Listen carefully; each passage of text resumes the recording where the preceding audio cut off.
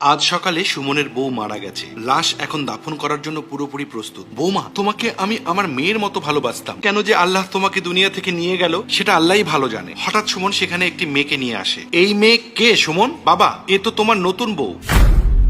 বউ মরেছে একদিনও হয়নি আর এখনই একটি মেয়েকে বিয়ে করে আনলি? তোর বিবেক কোথায় গেল? তুই তোর বউয়ের শোকটা পর্যন্ত পালন করবি না? আমার ঘেন্না হয় তোকে নিজের ছেলে বলে মনে করতে। তুই একটা নারী লোভী পুরুষ। তোর মা যদি আজকে বেঁচে থাকতো তাহলে এই অবস্থা দেখে মরে যেত। বাবা, তুমি জানো না আমার সাথে কি হয়েছে। একদিন সুমনের বউ রেখা সুমনের সাথে খুবই বাজে ব্যবহার করেছিল। শোনো সুমন, তুমি আমার এই অফিসে আর চাকরি করতে পারবে না। তুমি এমন একটা অফিসে কাজ করবে যেখানে কোনো মেয়ে নেই। তুমি কি আমাকে বিশ্বাস করো না? আমি কোনো মেয়ের সাথে প্রয়োজন ছাড়া কথা বলি না, আর অফিসে প্রয়োজনে আমার তো মেয়েদের সাথে কথা বলতেই হবে। না, আমি এত কিছু বুঝি না। তুমি এই চাকরি ছাড়বে। তারপর সুমন সেই চাকরি ছেড়ে দেয় এবং পরে এমন একটি চাকরি খোঁজা শুরু করে যেখানে কোনো মেয়ে নেই। কিন্তু এরকম চাকরি না পেয়ে সে এক পর্যায়ে বেকার হয়ে যায়। একদিন সুমনের বাসায় তার বন্ধু রবিন আসে। রবিন সেদিন চলে যাবার পর রেখা সুমনের সাথে অনেক ঝগড়া করে আর বলে, আমি বাসায় নেই আর তুমি তোমার বন্ধুকে নিয়ে এসেছো। নিশ্চয়ই তুমি কোনো মেয়ের সাথে সম্পর্ক করার জন্য এই রবিনের সাথে একা বৈঠক করেছো। শোনো, আমি শুধু তোমাকে ভালোবাসি।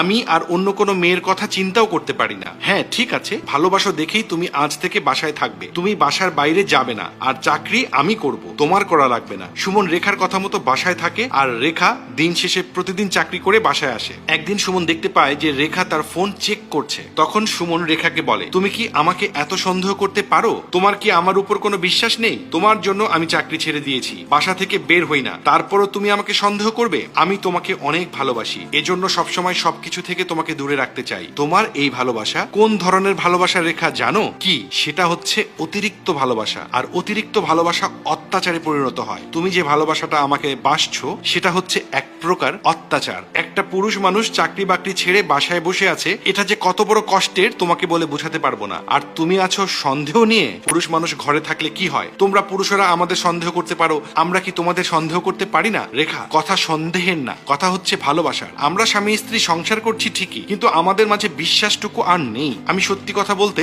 মানসিকভাবে অত্যাচারিত হচ্ছি। তুমি যখন অত্যাচার মনে করছো তাহলে তুমি যাও আরেকটা বিয়ে করে নাও। এ কথা বলে রেখা চলে যায়। বিয়ের আজ 3টা বছর, কিন্তু আমার মনে কোনো সুখ নেই। আমার স্ত্রী আমাকে সে সুখ দিচ্ছে না। আমারও তো একটা চাহিদা আছে। ভেবেছিলাম ওকে বিয়ে করে আমি অনেক সুখী হব, ওকে অনেক ভালোবাসবো, কিন্তু বিনিময়ে ও আমাকে মানসিকভাবে যন্ত্রণা দিচ্ছে। আমি আর সহ্য করতে পারছি না। আল্লাহ, তুমি আমাকে ক্ষমা করে দাও। আমি খুব শীঘ্রই দ্বিতীয় বিয়ে করতে যাচ্ছি। সুমিকে আমি অনেক আগেই বিয়ে করেছিলাম। বাবা, রেখা আমাকে মানসিকভাবে যে অত্যাচার করেছে, যে আজ এখানে রেখা না বরং আমি লাশ হয়ে শুয়ে থাকতাম। অতিরিক্ত ভালোবাসা অত্যাচারে পরিণত হয়, আর অত্যাচার থেকে সৃষ্টি হয়